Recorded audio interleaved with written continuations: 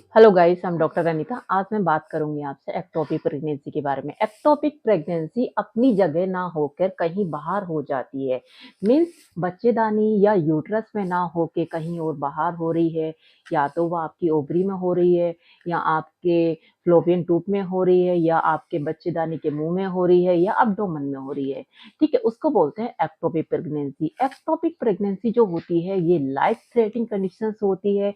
इसमें क्या होता है, यदि आपको एक बार एक्टोपिक प्रेगनेंसी हो गई है और आपको अर्ली डायग्नोसिस नहीं हुआ है एक्टोपिक प्रेगनेंसी का, तो आपकी जान भी इसमें जा सकती है। क्योंकि जो एक्टोपिक प्रेगनेंसी होती है, जो बहुत ही ज्यादा मोस्ट कॉमन होती है, ये आपकी ट्यूब में होती है, जिसको बोलते हैं फ्लोवियन ट्यूब। फ्लोवियन ट्यूब में जो 95% होती है, उसके बाद में ओवरी में होती है, देन अब्डोमेन में जो होती है देखी जाती है, अब 1% देखी जाती है।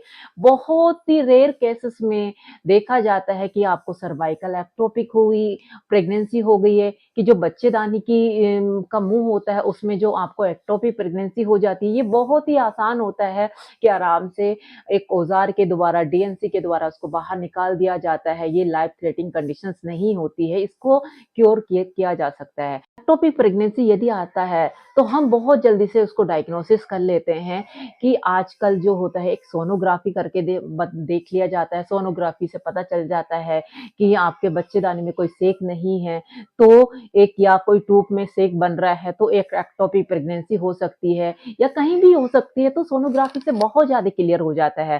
सेकेंड थिंग क्या होता है, हम बीटा एसएचजी करा के देखते हैं। बीटा एसएचजी की वैल्यू देखते हैं, वो डबल हो जाती है। डबल तो सेम प्रेगनेंसी में भी होती है, बट प्रेगनेंसी में वो फोर्थ डे ट्रिपल हो जाती है। बट एक्टोपिक प्रेगनेंसी ट्रिप का वैल्यू जो होता है वो ट्रिपल ना होके सेम उतना ही रहता है, या एक या दो वैल्यू और ज्यादा बढ़ जाती है। अब देख लेते हैं इसके साइन एंड सिम्टम। यदि साइन एंड सिम्टम देखते हैं तो इसके लक्षण क्या होते हैं कि आपको सेम कंडीशन जो होती है, सेम लक्षण वही आते हैं आपके जो नॉर्मल प्रेगनेंसी में आते हैं। बट इसमें थोड़ा डिफरेंट होता है कि जो आपको अब्डोमेन पेन होगा वो लेफ्ट साइड में होगा और राइट साइड में होगा। ठीक है, और ये बहुत ही इंटेंसिव में पेन होता है, और आपको ब्लीडिंग स्टार्ट हो जाएगी। और ब्लीडिंग कैसी होगी, थोड़ी स्पॉटिंग वाली होगी, जो नॉर्मल पीरियड की तरह नहीं होगी, और होने के बाद में वो क्या हो जाएगी, बंद हो जाएगी।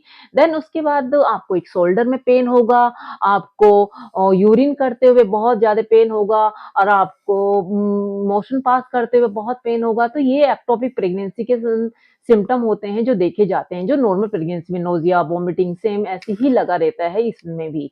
देन उसके बाद में देखते हैं एक्टोपिक प्रेगनेंसी किन किन में होने के चांसेस हो जाते हैं।